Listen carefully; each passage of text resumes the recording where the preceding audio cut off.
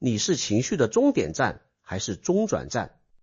想象一个场景，一个男人在公司被老板劈头盖脸骂了一顿，他忍着，微笑着说：好的，我改。下班回到家，妻子说了一句：你今天怎么又忘了买菜？他突然爆发了，摔了筷子，吼了一句：你能不能别烦我？妻子愣住了，眼眶红了，他不知道这顿火从哪里来的。晚饭的时候，妻子板着脸，孩子小心翼翼地说：妈妈，我这次考了85分。妻子没抬头，冷冷地说：85分你也好意思说？孩子回到房间，关上门，把那张试卷揉成一团。第二天在学校，他推了一个比他小的同学。这股情绪从老板那里开始，经过丈夫，经过妻子，最后落在了一个孩子身上。没有一个人是故意的，但情绪就像水，总要找到出口。Hello， 大家好，我是王立杰。今天这期的灵感来自评论区一位观众的留言，他说了一段话，我反复读了好几遍，觉得写的比很多修行书都精准。他说，每个人都有情绪，如果情绪没有得到疏通，就会淤堵在身体里。很多人在外面做好人，回家就把情绪发泄在伴侣身上。有些人吵不过伴侣，就把情绪发泄在子女身上。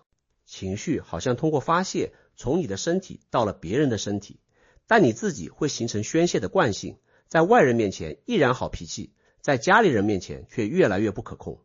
然后他说了一句让我非常触动的话，他说，修行的意义就是让情绪在自己这里成为最后一站，不管从哪里来的负面情绪，到我这里就是终点站。终点站这3个字太准了。今天我想围绕这个观点展开。为什么情绪需要出口？我们默认的出口是什么？这个默认模式有多危险？以及真正有效的情绪化解方式到底是什么？先说一个你可能没意识到的事儿，情绪是有能量的。这不是灵修概念，这是神经科学的基本事实。当你愤怒的时候，你的交感神经系统被激活，肾上腺素和皮质醇大量分泌，心跳加速，血压升高，肌肉紧张，这些都是真实的生理变化，都是身体里实实在在的能量。这股能量被激活之后不会自己消失，它必须有一个去处。动物世界的做法很简单，羚羊被狮子追，跑的过程就消耗了这股能量，逃掉之后它会站在那里全身发抖几分钟，那不是害怕，那是身体在释放残余的应激能量。抖完了它就彻底恢复了，继续吃草，好像什么都没发生过。但人类不行，人类的社会规则不允许你当场释放。老板骂你，你不能骂回去；客户刁难你，你不能翻桌子；路上有人别了你的车，你最多按几下喇叭。你的身体已经准备好了战斗或逃跑，但你哪里也去不了，能量被插在了身体。然后你回到家，家是什么？家是唯一一个你不需要戴面具的地方，在家里发火的成本最低，你的伴侣不会因为你吼了一句就辞职，你的孩子不会因为你摔了一个碗就离开，所以家人就成了你的情绪出口。不是因为你不爱他们，恰恰相反，正是因为你觉得他们不会离开，你才敢在他们面前卸下所有的伪装。心理学上有个词叫踢猫效应，一个人被上级训斥，回家冲妻子发火，妻子冲孩子发火，孩子踢了猫一脚，情绪的能量没有消失，只是沿着权力的梯度向下流动，最终落在了最没有还手能力的那个身上。但这里有一件比踢猫效应更可怕的事情，大多数人没有意识到。这种模式会固化，当你反复把情绪倾倒给家人，你的大脑会形成一条自动化的神经通路，在外面承受压力，回家释放压力，这条回路会越来越顺畅，就像水流冲出一条沟渠，沟渠越冲越深，水就越来越难走别的路。你会发现一个很诡异的现象，在外面你越来越能忍，在家里你越来越易怒，同事都说你脾气真好，家人却觉得你像一颗定时炸弹。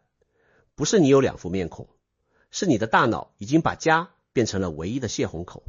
更深的问题在下一层，你的伴侣接收了你的情绪，他的身体里也产生了同样的应激反应，他也需要出口。如果他也用同样的方式向下倾倒，孩子就成了最终的承接者。孩子的大脑正在发育，他的杏仁核已经很活跃了，但他的前额叶皮层还没有长好。杏仁核是情绪的警报器，前额叶是情绪的刹车。一个警报器全开但没有刹车的系统，你想想会是什么样子？孩子长期处在父母的情绪倾倒中，他的神经系统会被重新编程。他学到的不是某句具体的话，而是一个底层程序。压力来了，找一个比你弱的人倒掉他。这个程序会跟着他长大。他在学校欺负比他小的同学，他长大后对自己的伴侣发火，他有了孩子之后，把同样的程序传递给下一代。这不是我的猜测。上世纪90年代，美国疾控中心和凯撒医疗集团做了一项覆盖上万名成年人的大规模研究，叫做不良童年经历研究。结论之一是，童年时期长期暴露在家庭情绪暴力中的人，成年后出现抑郁、焦虑和慢性疾病的概率是普通人的2到4倍。而且这些人成为父母之后，对自己孩子采取同样模式的概率也显著偏高。情绪暴力是会遗传的，不是通过基因，而是通过神经系统的模式复制。讲到这里，你可能会问，那怎么办？忍住不发火？不是的，忍是最危险的操作之一。忍的本质是什么？是压制。你把那股能量按下去了，但它没有消失，它被塞进了身体的某个角落。日积月累，它会以另一种形式爆发出来。有些人的爆发方式是突然暴怒，莫名其妙的对一件小事大发雷霆。有些人的爆发方式是向内坍缩，变成持续的低落、麻木、失眠，甚至身体疾病。中医说百病生于气，现代心理学说长期的情绪压抑与免疫功能下降高度相关，说的是同一件事。忍不是解决方案，忍只是把定时炸弹的引线藏起来了，倒给别人不行，忍在自己身上也不行。那到底怎么办？这就回到那位观众说的那句话了，让情绪在自己这里成为终点站。注意，终点站不是垃圾填埋场，不是说你把别人的情绪都吞下去。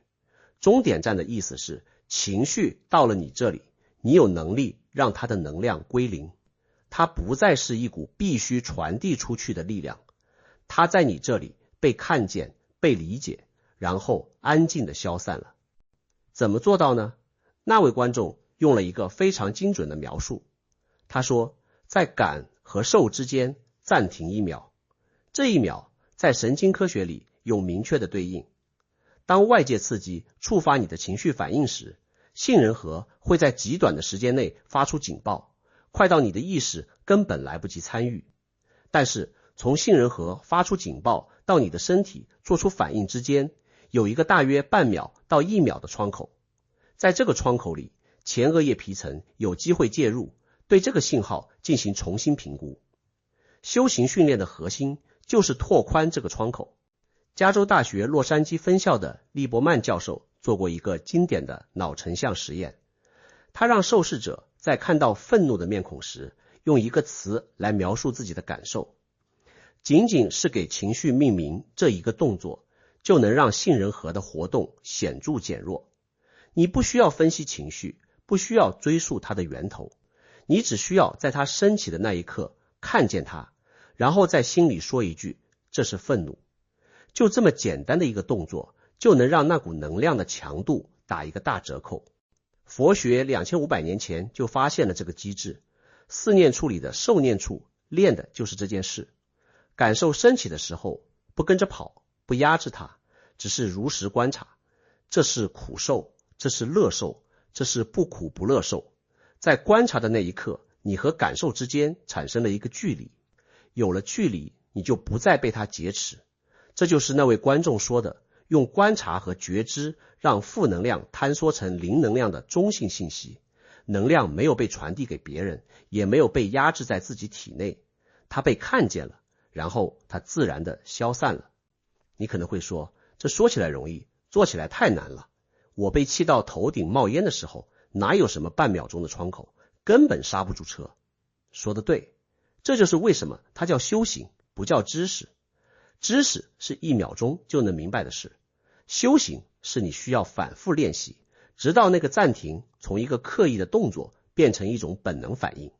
就像学开车，刚开始你需要刻意去想每一个步骤，练到后来手脚会自己做正确的事，但在你的练习还不够深的时候，确实可能刹不住。怎么办？有一个物理层面的应急方法。当你感觉情绪已经完全失控的时候，走到洗手间，打开冷水龙头，把冷水泼在脸上。这不是民间偏方，冷水刺激面部皮肤，会激活我们从哺乳动物祖先那里继承的一个古老机制，叫做潜水反射。当冷水接触到额头和脸颊的时候，三叉神经会立刻向脑干发送信号，迷走神经被激活，心率在几秒钟内下降 10% 到 25%， 副交感神经系统接管控制权。简单来说，你的身体被强制从战斗模式切换到了恢复模式，那股冲到头顶的能量被一盆冷水物理性的拦截了。你有没有想过，电影里有一个经典桥段，一个男的对一个女的出言不逊，女的二话不说，拿起桌上的杯子把水泼到他脸上。我们以前只觉得这是一种态度表达，痛快解气，但现在你知道了，这个动作是有科学依据的。冷水打在脸上，潜水反射启动，心率下降，交感神经被踩了刹车。那杯水泼出去，本质上就是在帮对方强制冷静。所以下次你在电影里看到这个场景，你可以带着全新的眼光欣赏它。那不只是一巴掌的替代品，那是一次精准的神经干预。但你要记住，这只是一个应急刹车，不是修行本身。它能帮你在当下避免把情绪倾倒给家人，但它不能从根本上改变你处理情绪的方式。真正的改变还是要回到那个半秒钟的窗口里去练习。哈佛大学拉扎尔教授的研究团队发现，持续8周的正念训练之后，受试者大脑的前额叶皮层灰质密度显著增加，而杏仁核的灰质密度则明显缩小。前额叶变厚，意味着你的刹车性能变强了。杏仁核缩小，意味着你的警报器不那么容易被误触发了。不是你变得没有情绪了，是你对情绪的处理方式发生了根本变化。你从一个中转站变成了一个终点站，情绪到了你这里，你有能力把它安全的化解掉，而不是打包转发给下一个人。你有没有想过一个问题，如果一个家庭里的每个人都是中转站，情绪就会在家庭成员之间无限循环。丈夫传给妻子，妻子传给孩子，孩子长大后传给自己的伴侣和孩子，这个循环可以持续几代人，从来没有人意识到它的存在。但如果家里有一个人变成了终点站呢？只要有一个人能在情绪到达自己这里的时候说，好了，到我这里为止，不再往下传了，这个人就打破了整个循环。他不需要去改变其他人，他只需要改变自己处理情绪的方式。我之前在一期视频里讲过，家庭是一个能量的共振场。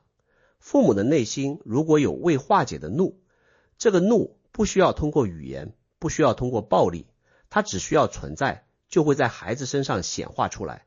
孩子不是看着你做什么长大的，孩子是在你的能量场里被熏习长大的。今天这位观众的留言，从另一个角度印证了同一件事。家庭里的负面情绪从来不会凭空消失，它只会在成员之间流动，直到遇到一个有能力让它停下来的人。这个人可以是你，但他有一个前提，你不能用生吞下去的方式来做终点站。吞下去不是化解，是填埋，迟早有一天会爆发一个更大的情绪。